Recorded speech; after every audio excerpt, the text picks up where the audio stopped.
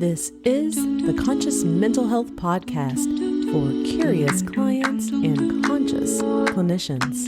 This podcast is for informational purposes only and should not be considered health or mental health. Hi. We made it. We made it. And we're back to being live, which I like. I do. I like that so much better. Yeah. You get the energy and the vibes of just being with you. Yeah. I appreciate that. I do too. Also, I just don't like recording things online.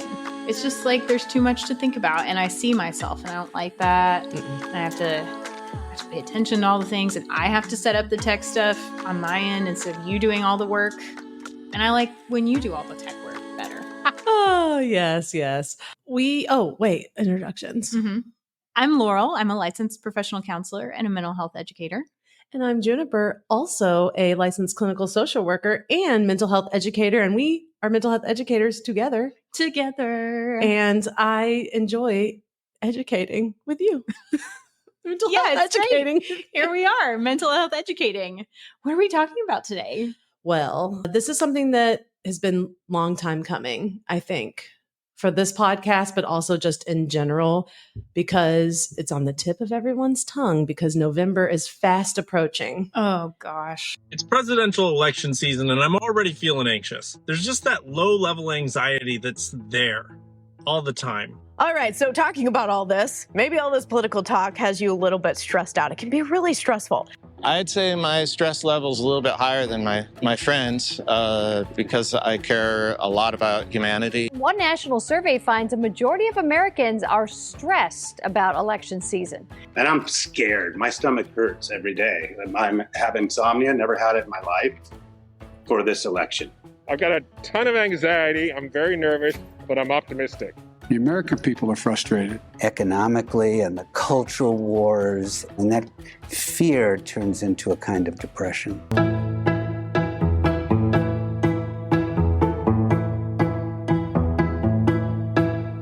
Today we're talking about politics and therapy, politics in therapy, politics affecting mental health. What's our official title here? All of those things? Yeah. Yeah. They're all come together. Yeah. Okay, I don't know. Someone comment and suggest a perfect title for this episode because I've told people over and over again for many years that being short-winded is not my strong suit. Absolutely. So that includes coming up with like pithy titles. Well, and I think that what we're going to see is that it pervades all aspects of human and other than human life. Right. And so I think it's really hard to narrow that down. But I think today what we're going to focus on, since we are mental health educators, is the mental health aspects not only of clients, but of clinicians. So politics in the therapy room, but also politics in the personal.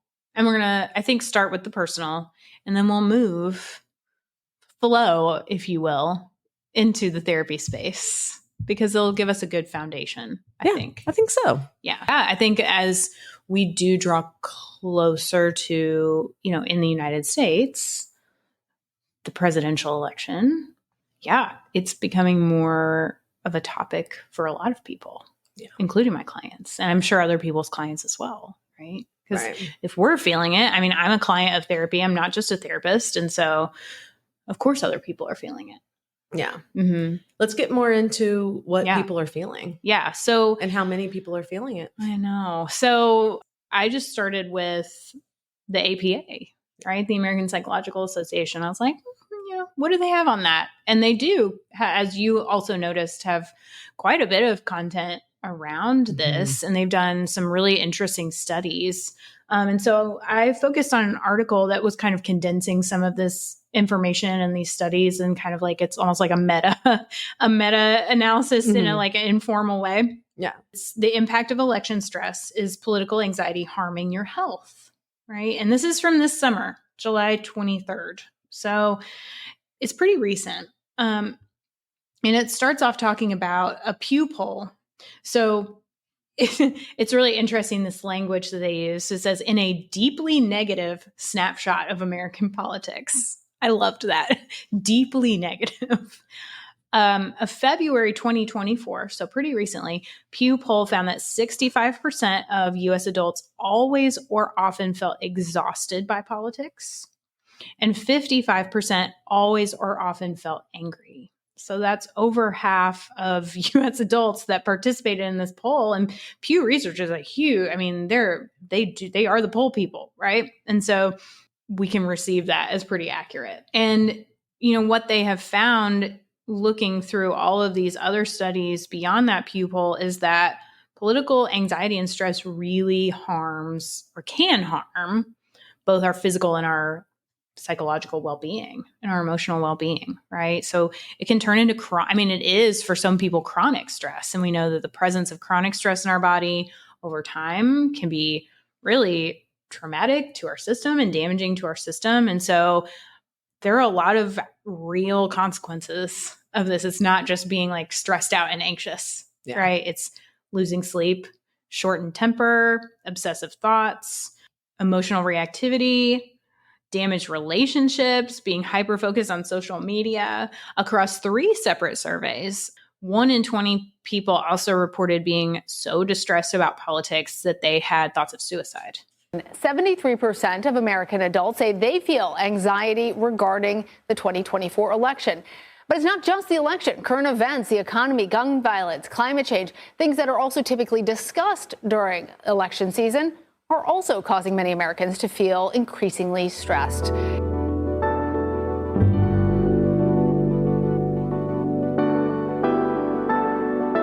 We have our co-host Zulu coming in. Zulu. So if any of y'all hear any pitter patter, that's our friend who is not stressed out by politics right now. No, she seems pretty chill. Yeah. Do you have anything you want to say? No? Okay, cool. So this is really not only very prevalent in our social location, especially right now, but it is really affecting people on a day-to-day real basis. Like they are feeling it in their body. They're experiencing differences in their ability to cope and manage how they feel and their relationships and all of this. I thought it was also interesting. They noted in this article that young, politically engaged or left-leaning folks tend to experience higher levels of political anxiety, which we can talk about maybe why, and I'm sure you'll get into that social connection can make a difference, but only with bonding ties or bonds between people who are politically similar. So that can help, but bridging ties with folks who have dissimilar political stances or beliefs were actually associated with worse overall health for people, which is a really interesting juxtaposition that I'm going to come back to because it kind of pushes against some of this other advice that I found about how to manage it. Mm-hmm. So we'll go there too. Another researcher even has coined a term that they refer to as election stress disorder. Mm-hmm. It's not in the DSM, but it's a specific, significant, and unique set of symptoms that this researcher is coining as a new disorder. Interesting. Well, yeah, I've seen stuff on political stress, political anxiety, political depression, political despair. I've seen a lot of those terms. Yeah, I found a lot of the same statistics that you found. I think we probably read a lot of the same things. I looked at the Journal of Clinical Psychology. We do know that there is a very specific and particular style of stress happening now that's different than 2016. Right. I did find some differences about people's responses, including the polarization and partisan identity after 2016 has been reported as higher. And I think we can guess, we can make some guesses why. I don't even think we need to guess. Do we? Can we just call it for what it is? Yeah. It was, it was Trump. The Donald Trump election. Yeah. It really changed politics in a lot of ways because the MAGA style is so different. And we're going to get all into that. We got a lot of information from, you said, the APA. So they do a Stress in America poll. Yeah. And they put it out either annually or biannually. I think it's annually. The survey measures attitudes and perception of stress among the general public. And guess what the last one was titled? A Nation Recovering from Collective Trauma. Okay, well, that's fair. Yeah.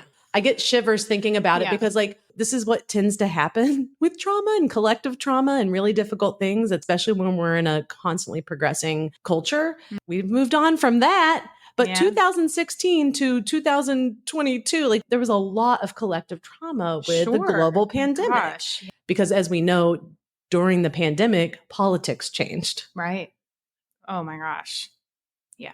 It was like insidious because every act became political. Most acts became political. And not just during the pandemic, but also the social justice movements that were happening around. Yeah.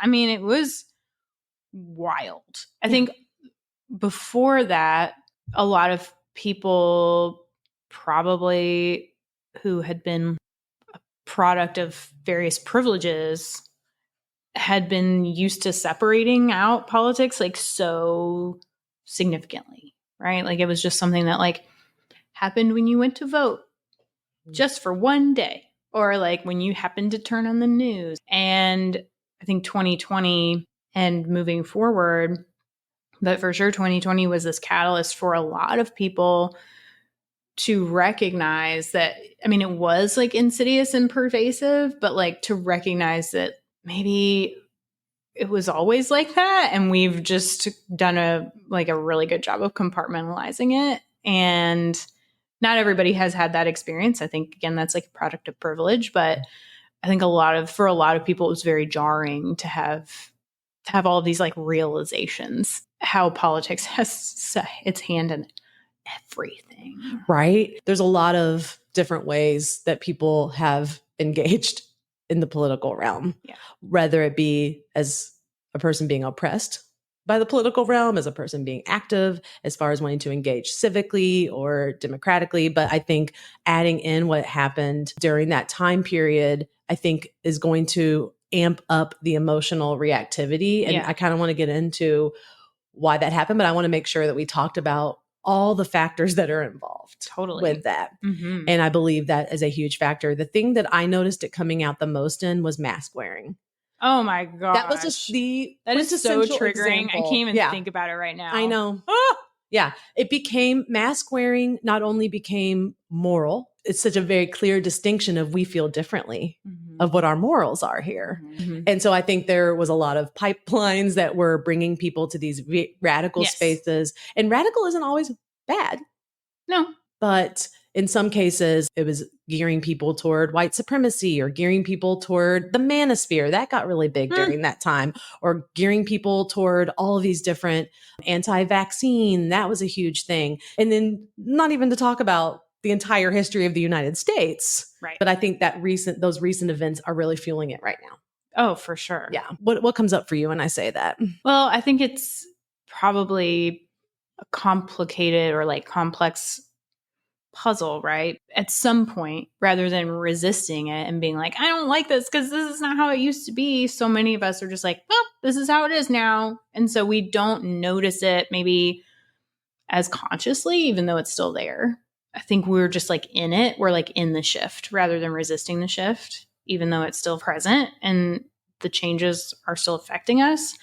But also the polarization is so much more extreme and so much more salient. Like you can see it, you can hear it in people's voices. Whereas before, it was quieter. And now people are saying the quiet part out loud. You know, I'm just going to say the quiet part out loud. And let's talk about some of the reasons why this political anxiety, political stress, discomfort, despair is different than maybe other forms of anxiety or stress. Or we can just talk about this very specific brand. The 4 that I boiled it down to based on what kept coming up a lot was fear, anger, moral outrage, and appeals to in-group loyalty. Right. Those were the top 4. Makes total sense. Totally. I feel it inside my body. And I was reading that these techniques aren't just designed to inform you.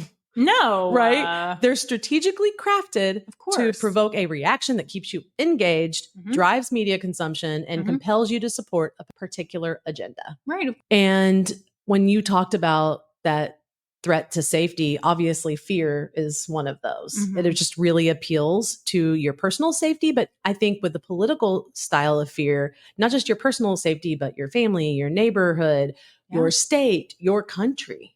Mhm. That's huge fear. Mm-hmm. And it's more so than typical because all politicians use that strategy. Of course. Right? On all sides. Inciting anger is highly effective for emotional manipulation. It's highly effective for me. Yes, exactly. It's probably my number one. Yeah. We live in a world now where there is an economic model that strongly incentivizes online platforms like Facebook, Google, Twitter to capture as much of our attention as possible. The way to do that is to promote content that is the most engaging. And what is the most engaging?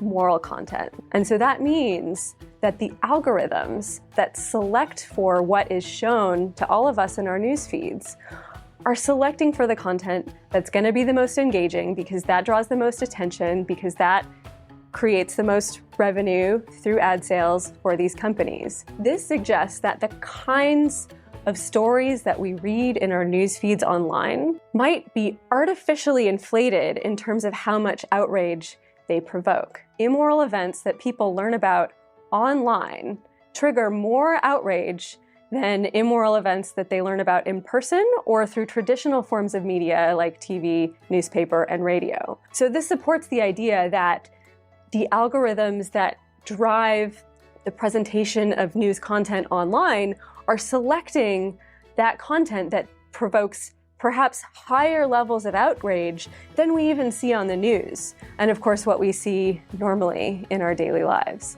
One possibility that has been floated in the news recently is outrage fatigue, and I think many of us can relate to the idea that if you're constantly feeling outraged, it's exhausting, and there may be a limit to how much outrage we're able to experience day to day. That is potentially harmful in terms of the long-term social consequences, because if we are feeling outraged about relatively minor things, and that's depleting some kind of reserve, that may mean that we're not able to feel outraged for things that really matter.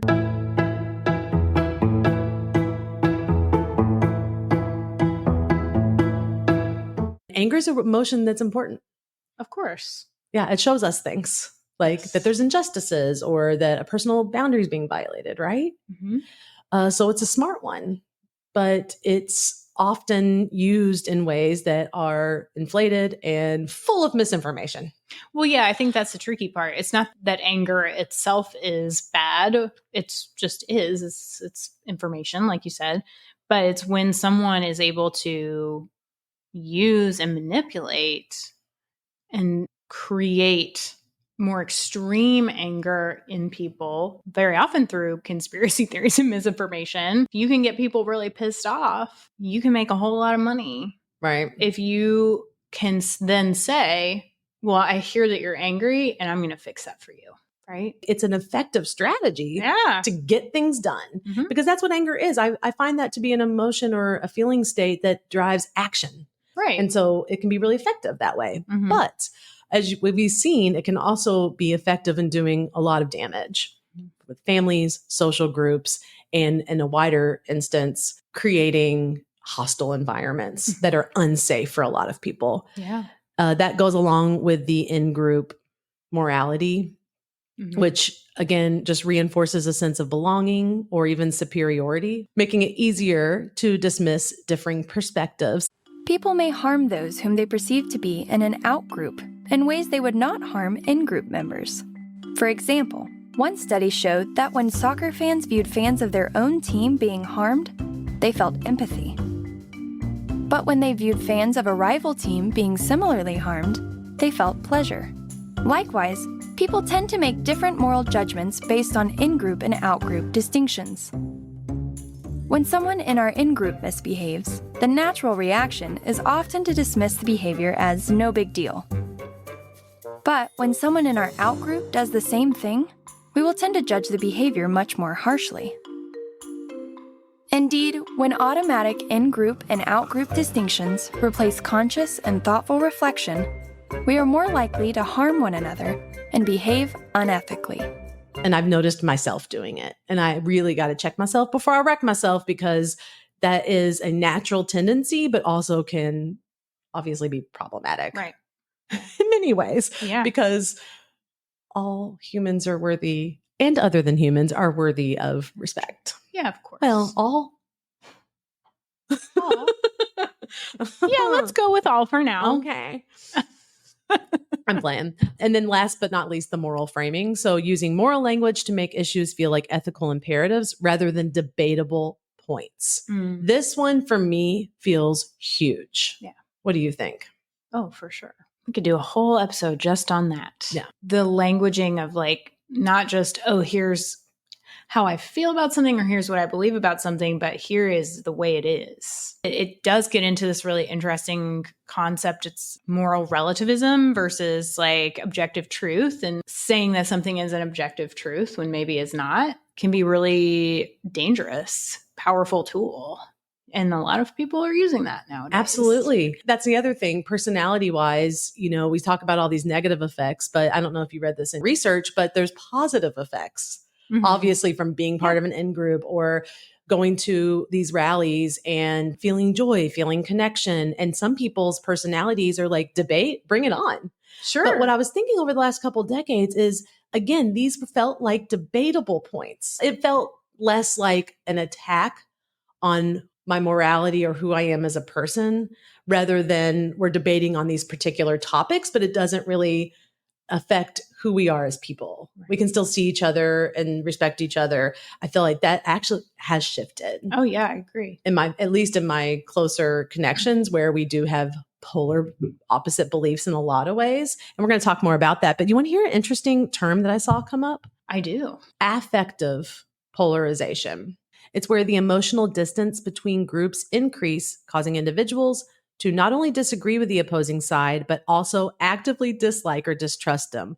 So that's something that I was talking about earlier. Right. So the stronger the partisan identity, the stronger the emotional reactions. Right. Yeah. And so I just wanted to kind of bring some of these pieces in, because it's leading to things like reduced empathy, increased hostility, confirmation bias, in-group favoritism, social sorting, so choosing friends, partners, neighborhoods that align with your political beliefs. It's really interesting because I think before times, during precedented times, my personality is not to debate. My personality tends to be more of like, okay, guys, like, let's have harmony, right? And so in precedented times, I would have been like, oh, that's terrible. Can't we find a middle ground? And it doesn't mean that there's not value in seeing nuance, because I also really think that's important. And I have a lot of conversations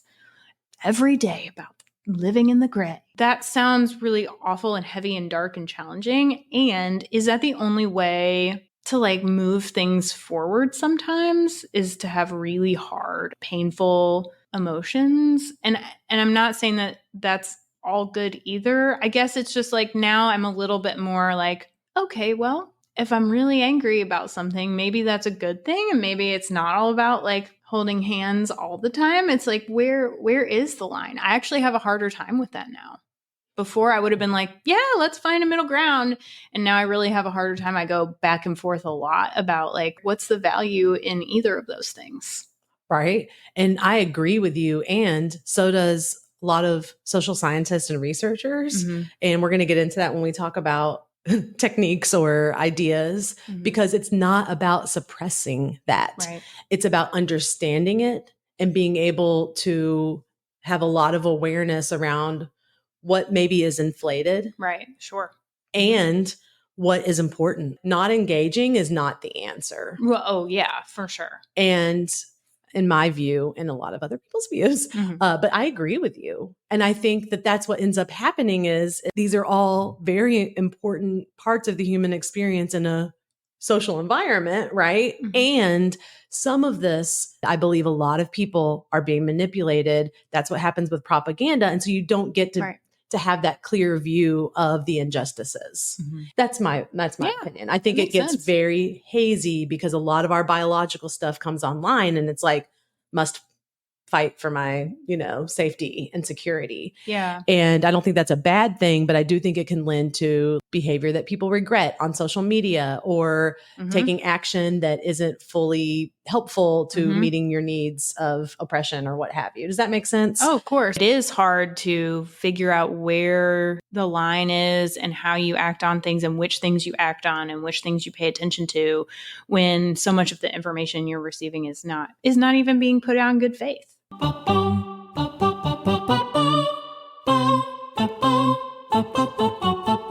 There's one book that I was recommended to by This Is Mallory, an account that I follow on Instagram. Yeah. It's called The Death of Truth by Stephen Brill. It's pretty good.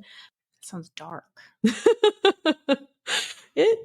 I'm not opposed to that. Just sounds really dark. This is one of the best books I've read in a long time. It's called What the Fact by Seema Yasmin. Have you heard of it? No. What the Fact? Oh my God, it's so good. Okay. Oopsies. I just turned it on, but yeah. And that one really helped me to get the sense of like how media operates and how propaganda works. One of the things that I found was if it's appealing to emotions, most likely there's some thread of some type of manipulation happening. And I'm going to use the word manipulation because I feel that's what it is. I don't think manipulation's always bad. We all do it in our own ways. You just want to have your eyes and ears open to the information you're being presented to. Right. Especially like with headlines. So we're going to get all into that. You want to go to some of the ways to talk about I love the way you framed it. Oh, like the tips? Yeah. Let's talk about how we deal with it. Yeah, I think it's a hard thing to deal with, right? Like it's painful, it's scary. And so talking about the statistics and like the theory of it and all of that, I think it's helpful to have a foundation, but then what do we do with it?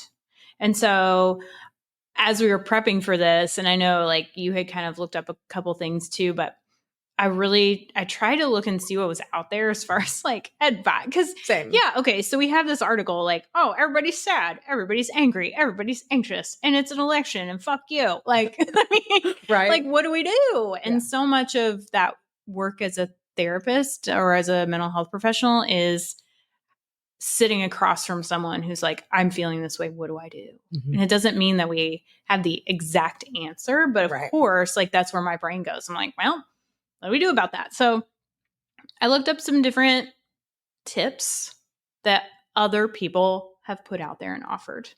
And I kind of broke them down into two categories: political stress advice that annoys me and political stress advice that doesn't annoy me.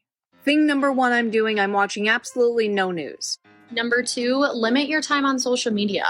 First of all, limit your exposure to news and social media. Slow down, calm down. Have informed and productive conversations. Stop imagining the worst possible outcome. Tip number 1, get a restful night's sleep. I find that the best remedy for concern about elections is to get involved. Instead of dwelling on differences, discuss the values that you share. There are things you can do to feel better. Thinking about upcoming holidays or engaging in hobbies can be a good way of distracting yourself. Would really be putting down phone, the iPad, technology. Try something new or something you haven't done before. Don't avoid or withdraw, and offer compassion and understanding to others. Take care of yourself. Make sure you're getting the sleep that you need. Make sure that you're eating in a healthy way. You're not emotionally eating. And exercise. Move your body. Psychiatrists say you can ease election stress by limiting exposure. Take a break from all things related to the election. Keep up a healthy routine. And finally, seek help, either from friends or family or a mental health professional. And I will say, you may hear some slight overlap in the advice that annoys me and the advice that does not annoy me. And I'm going to explain why, so hang tight. Okay. But overall, the advice that annoyed me the most was more general. And it spoke to sort of what you were saying earlier of how like this experience of like political stress and anxiety is not the same as just like general anxiety. And so a lot of the advice that annoys me seems to be advice that everybody gets around like how to manage anxiety generally. Okay. So for example, a couple of things I found on Instagram. Limit your social media and news. That one, that's on my number one. Why is that a piece of advice that anyone gives anyone? Yeah. About managing this. Limit your social media. And it's like, limit your social media and like how? Yeah. Number one, how? How would I do that? Number two, why? How is that helpful? I'd like a little bit more explanation. Uh-huh. But yeah, you just get the one sentence in a bullet point. Mm-hmm. That's all. That's literally all it said. Yeah. And I mean, like, okay. Also, like, what? I don't know. Like, how am I supposed to do that? I mean, I'm sure there are ways, which we can talk about, but how am I supposed to do that? It's literally everywhere all around me. Social media is very unlikely to go away because it taps into the things that we find most rewarding: connection with others, expressing our moral values, sharing those moral values with others, building our reputation. And of course, what makes social media so compelling and so addictive even is the fact that these platforms are really tapping into very ancient neural circuitries that we know are involved in reward processing. Hearing that advice for a lot of people just feels like defeating because social media and news are just like pervasive everywhere. Okay, so the next one, acknowledge your feelings. That is literally a piece of advice that I saw listed in response to feeling stressed about election season. That is super helpful. I mean, it's not wrong necessarily. No, I'm not saying it's advice that's wrong. It just annoys me. That's why I titled it as such. Yeah. It's annoying to me. Like, sure, shouldn't we always practice acknowledging our feelings? That's sort of like a life hack. Yeah. If you will. Maintain your routine. Oh, yeah. Really? I don't know. What does that mean? Because in many cases, people are fearful because your routine ain't gonna be your routine anymore. 100%. I mean, like literally people are scared, understandably, that their routine is not just going to be disrupted in an annoying way, but in like a damaging way. How do you tell someone who happens to be a Haitian resident of Springfield, Ohio, to just go about your daily routine while you're getting death and bomb threats? Right, exactly. Go about your daily routine. Example. Just send your kids to school, even though someone said they're going to bomb the school. It's like, no problem. Maintain your routine. Yeah. Oh, a terrible piece of advice. Nobody listened to that. Yeah. I understand the reasoning behind it because we understand the body's like routines and it helps us to feel safe. And we're not safe. No. We're not safe. Okay. What's your next one? I promise I'm almost done with this one. And then you can share yours if you have any others. Recognize your limits. Okay. What? Do we see a pattern here? It's just, sure. How does recognizing my limits help me in any way? Yeah, my limit. I have literally reached my limit. I have had so many moments over the past several years where I'm like, I have reached my capacity, my limit. And yet, does that change what I have to do? Does that change my responsibilities? Does that change the things that are happening all around me? Sure doesn't. I'm wondering if like the author of this post, this general post, was thinking that there's like a switch that you could be like, I met my limit. I'm just going to boop, turn the light out and be done. Yeah. I know. I want to hear the next one. Reduce work goals and increase your self-care. I'm sorry. How am I supposed to just reduce my work goals? I'm so sorry. I'm feeling anxious about political things right now. I just can't work. Like that is, I mean, if only that were an option. Yeah. Sure. I'm sure that actually people would be much less stressed and anxious if they could just have more vacation time. Right. That would be awesome. And I actually do believe that. That's actually not facetious. Like I believe that many people's problems would be solved if I could give them 4 weeks of vacation and $10,000.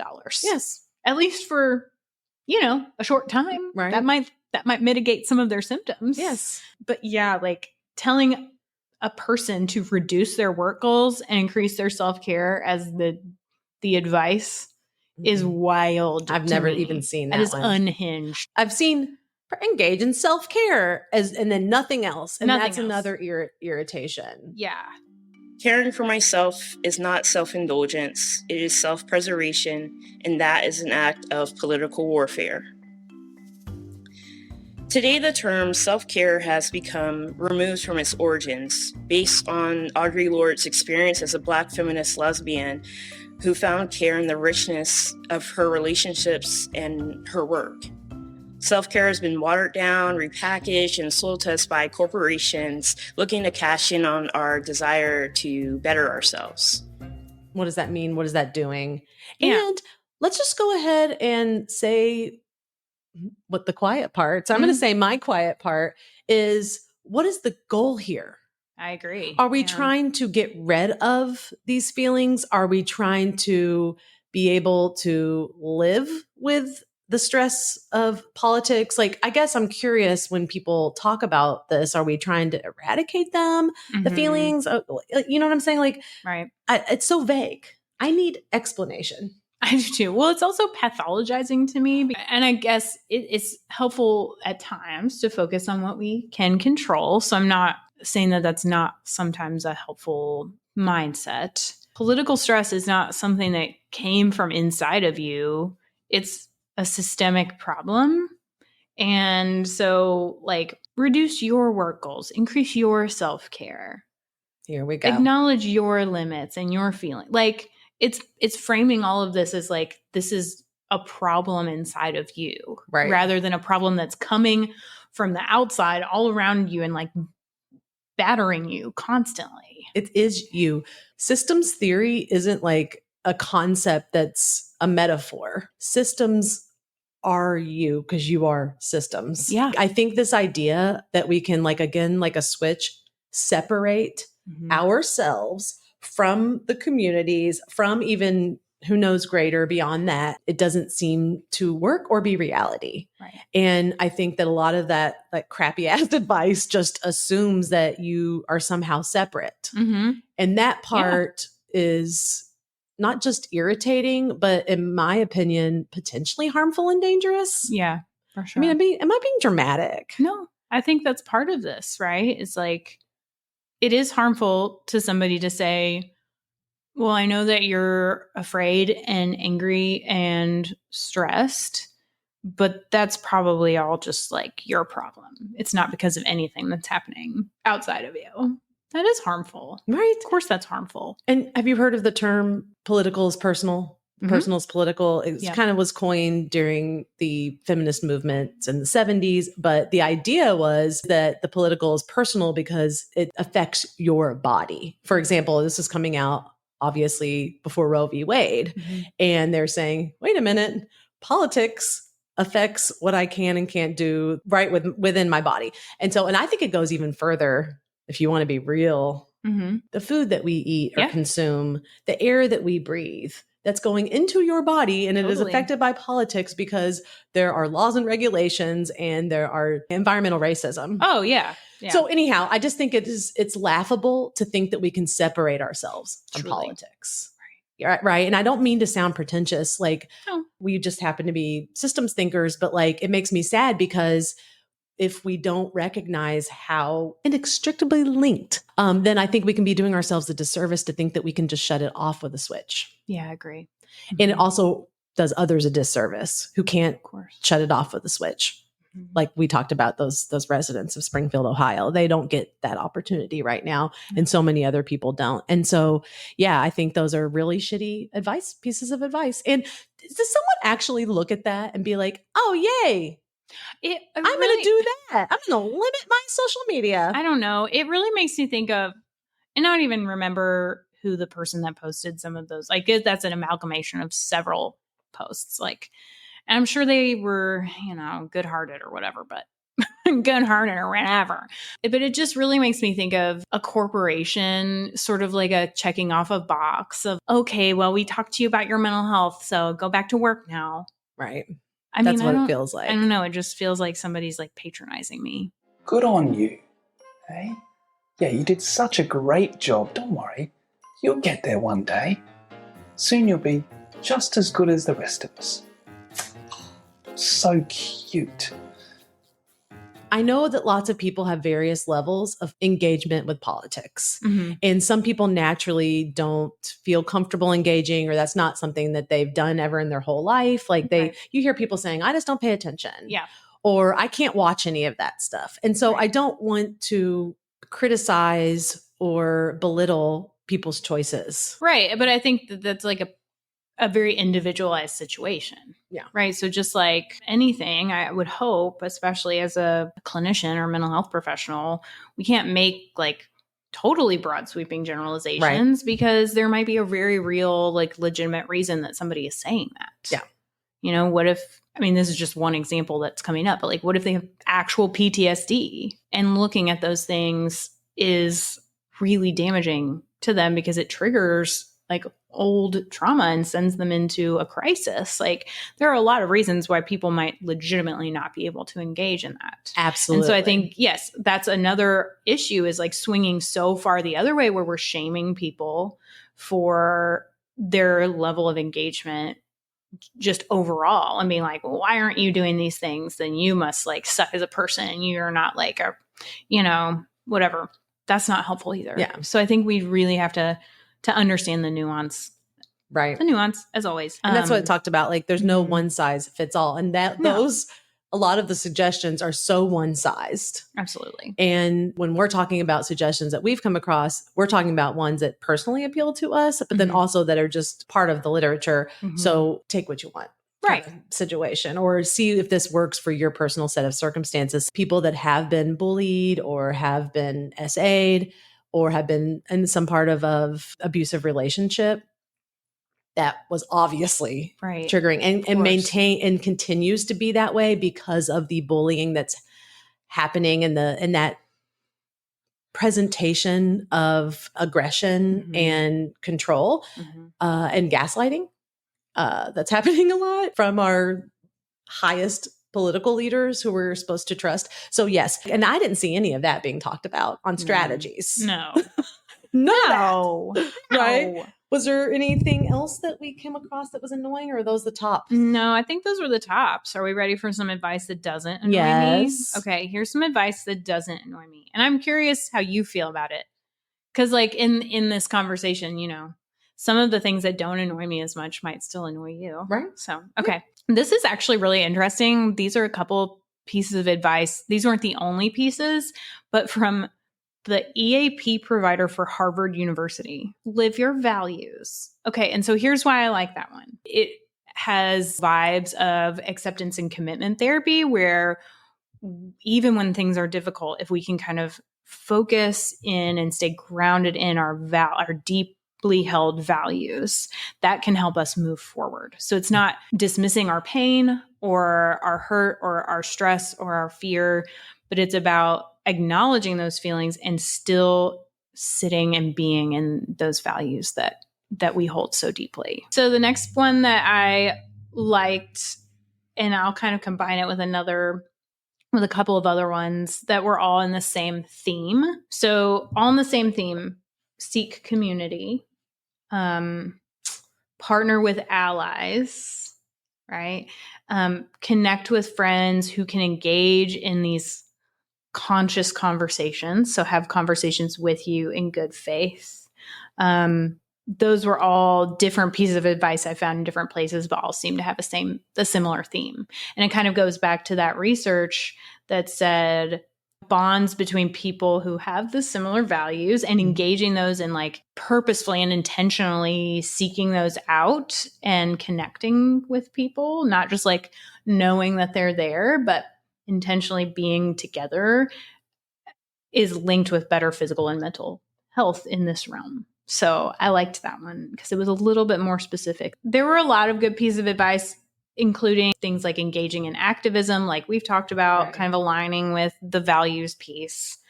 I think remembering that we can't solve this huge systemic problem all by ourselves, which I liked that piece of advice, like just reminding yourself that this is a huge problem which cannot be solved by a single person's efforts, right, is like immediate juxtaposition to me from the advice that annoyed me, right? So it's reminding yourself that you're in this system, that you have some power, but you don't have all the power. And so you can't put that pressure on yourself. I thought that was helpful.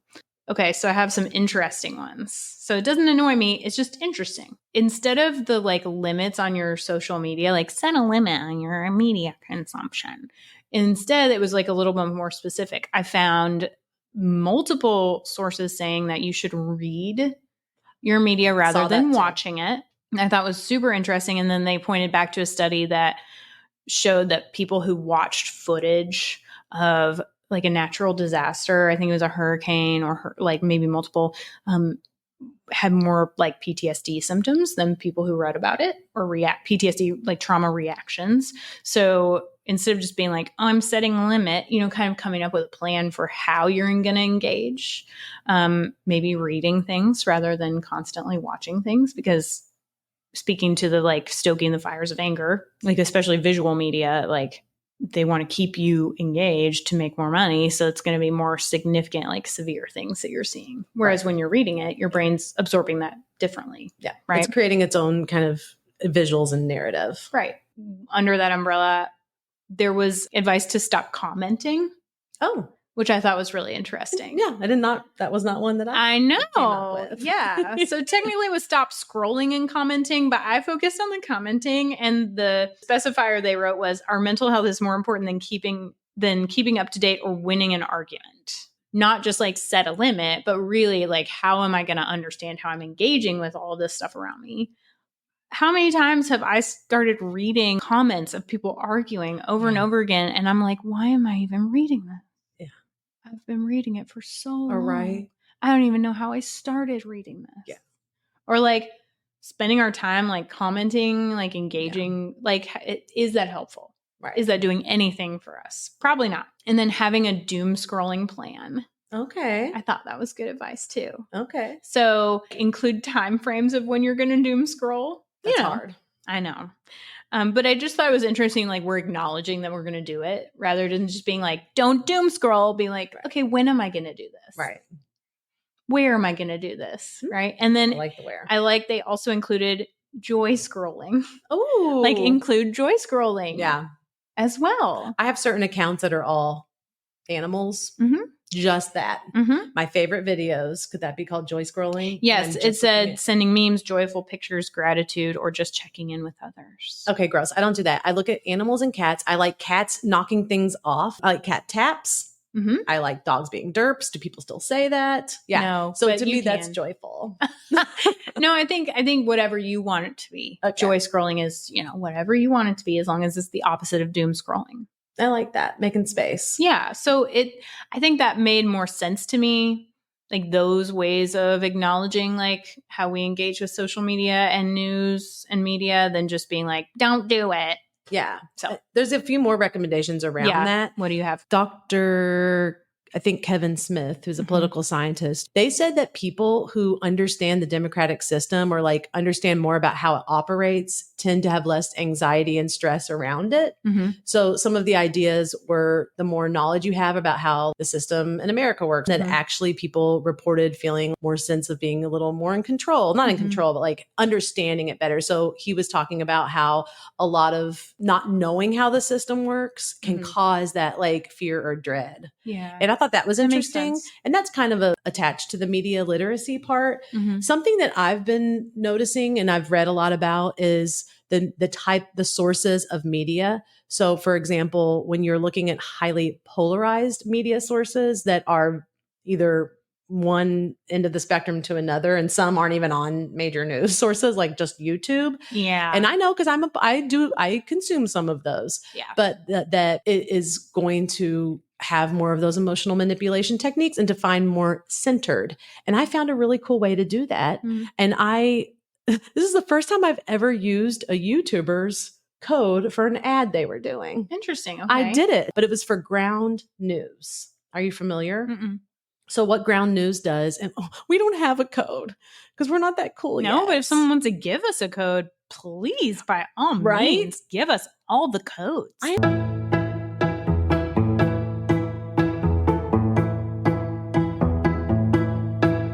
It does 3 different things that I love. Here's what I've loved about it. One, it tells you how balanced the news source you're That's looking cool. at. So Ooh, it'll I like say it in like real more time. red. Yes. Then it'll give you a subject and it'll show you how different outlets report on one particular subject. I have found this to be very helpful. And it's like I'm engaging with the news differently. I'm engaging with it in a way of like paying attention, not just to the content, but also like how it's being reported to me. Mhm. And I've really enjoyed that. And so I did That's see cool. that coming up a lot is if you want to look at what's going on, something that is a little less biased Yeah. is helpful for people. And in that same vein, if you want to stay up to date, but you get into that thing of like, it's too much, find something that has like just the summary, like quick Yeah. news summaries. Totally. I do Apple News, but they Mhm. have like Apple News Daily or whatever it is that you listen to. And I thought that was really smart. Yeah. Like just get a 15-minute quick update. I thought that was good. To me, that's good advice. Does that annoy you or is that good advice? No, I like that. It makes me think of, I use the media bias chart a lot. Mhm. Have you seen that? Yeah. Okay. So I like that idea. It's just that little bell curve that shows like how much of a like an editorial view the source takes and then also like how right or left leaning or central it might be. So that's helpful for me. Yeah. Yeah. So to me, those are very specific ways that if you do want to engage or you find yourself on social media and not even having the choice, like you can kind of decide how you want to. I like that. Yeah. Because I'm a dork. No, I'm going to rephrase that. Because intellectualization is my favorite defense mechanism. Yay. Like I like the idea of learning about the news. Yeah. And so I feel like I can understand it better, which makes me feel more in control, which helps me with my emotional reactions. Sure. And so that really helps because I'm someone that I don't think that I can just not know what's going on. Some people can get consumed Mhm.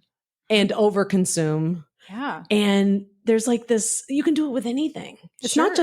not just politics or media. Like we can do anything. My gosh, that happens to me all the time. Right. But like sometimes I find It's called myself having a special interest. Yeah.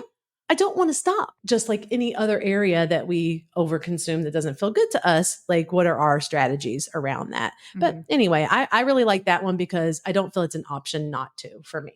So this last tip that I will say I've been doing with some of my clients is having a plan, a very specific plan for election day night and the next day. Because like you said, like, well, election day is going to be, I'm going to have all of the channels turned on because I can't help it. But I shouldn't. Well, but isn't a it the lot. time when we're allowed, because it's almost like a sporting event, A little, we're allowed to yeah. live stream it for 24 hours? I mean, I'm going to. Yeah. But I'm also working that day, like on purpose. Genius. Like truly on purpose. Guess what? It's my birthday.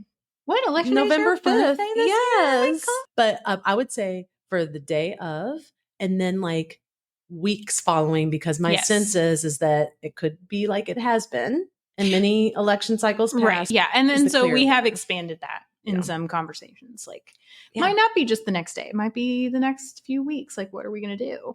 And sometimes it is just kind of as simple as, well, I'm going to plan to watch it. And here's what I'm going to do while I watch it. What do I do if this is how the election goes? Versus what do I do if that's how the election goes? And in some conversations, it has been, I have my passport ready. It can be something like that, or it could be something very simple, like, who are your sport people? Where are you going to go? Are you going to be with people? Are you going to be by yourself? Are you going to be at your house? Are you going to be at someone else's house? Should you schedule a therapy session the next day? I mean, there's so many things, but just like having a plan for that time, right, I think is my tip that I would add in and that I am going to definitely do for myself. What do you think? Well, it's just different for everyone. You're right. I think it's really smart. And I think it's also smart for therapists, if there's any therapists listening, to also have a plan. Oh, for sure. Because when we're supporting people with situations that we're directly going through, it is a whole nother thing. And we're going to get into that. But there was one other suggestion. And this is very specific. So, take it or leave it if this works for you, but humor. Oh, yeah. So one of them was like, one of my coping skills is watching humorous news, like the like the Stephen Daily Colbert, Show. the Daily Show, I love or those kinds of things like too. you're still getting actual information, but it's funny. And then other ways of like bringing humor in could be what we've done is, and what I'm obsessed with is like making games out of things, Yeah, like doing bingo. bingo cards. That's just something I'm probably going to do to lessen the very real. Yeah. I don't just say lessen, but to take, and I feel like comedy and humor and other tactics have been used to do that over centuries. Totally. By Yeah. humans, because it's as real shit. Mhm. And by all means, not to belittle it, but also to say this is real and it's too much. Mhm. So let's make a joke from it. You brought this up earlier, but we didn't talk about it as far as a strategy. But the disengagement, or the idea of like totally trying to not feel something, from everything I read, was actually not helpful. Yeah. And so, to the annoying thing of accept your feelings, I think something that's a little bit more effective, or that could be more practical, would be to, I don't want to be sounding too woo-woo or a therapist, You but just like, can, just do I'm it. just going to do it. The idea that this is scary. We should be scared. It makes sense. I'm angry, or this is so uncomfortable. I'm scared. I have dissonance, whatever it is. Like, those are typically things that we want to like not feel or Right. experience. So we try to do all these things to not feel or experience in them. But the idea is if we can recognize that it is part of the process, and that maybe things that we do to distract ourselves or to completely disengage isn't as helpful because it's still there inside your body. Talking about the gifts of uncertainty, the courage to feel what you feel in the present moment. As you become present to your world, then you feel what you're carrying. That usually, if you're being rushed and hurried out of your minds, you don't bother paying. You try to pave it over, block it down, shut it down, turn away, turn it off. But try as we might, it comes up again. The grief, the outrage, the raw fear. What in God's name are we doing to our world and to each other? And you now are not going to fall for the ploy of the industrial growth society to pathologize that pain. Hear me? Don't let people, therapists or well-meaning friends, try to explain it away in terms of your personal biography or that time of month. It is a measure of your evolution, it is a measure of your humanity. It is a measure of your nobility that you have a heart, mind big enough to see and empathize with the outrage being inflicted on our world and all our relations. I'm just like really good at dissociating. I'm so good at it. Well, and sometimes it's necessary. Yeah. As we know. Yeah. Like distraction techniques in therapy, sometimes that's a very important technique to distract yourself or to completely disengage. Yeah. Your body does that on purpose when it's too much. Right. So I think when people are like, lean into your feelings and embrace the and difficult feelings. Yes. When we're like a level 0 to 5, maybe. Right. 5 to 10, honey, Bring out the wine. disassociate. Just kidding. Yes. Bring it out. Whatever. Don't it take is. that as like actual clinical advice. Yeah. Hey, Whoops. one size fits all, but I absolutely. Do you see Yeah. what I'm saying? So Yes. I'm thinking it's a little bit of both, but the idea of when it becomes too much, your body 100% naturally disengages. It's too much. Yeah, my body's really good at that. Right. I hope that those listening, that those tips maybe were helpful and not annoying. But we would please. love to hear from you. Were those tips annoying in ways that we didn't find? And what do you think about this? Because obviously we've talked about this forever. Right. Can't stop. Cannot stop. And so I'm sure people have more thoughts to add to the conversation. So comment and let us know what you think. Please. Also, if you enjoyed listening to us unpack all of this, make sure you hit the like button and that subscribe button. Please. All the things so that you can be well aware the next time one of these pops up for you. Editing Jennifer and Laurel here. After recording almost 3 hours of our mental health and politics podcast, we decided to break it up into 2.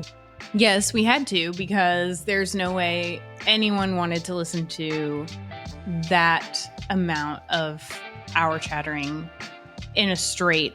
Yeah, we had to break it up a little bit. We had to break it up a little bit, and we covered so much. So if you were hearing this, you were nearing the end of part 1, which we talked a lot about the personal side of mental health and politics. And we're moving on to talking about politics in the therapy space, which was my favorite, I think.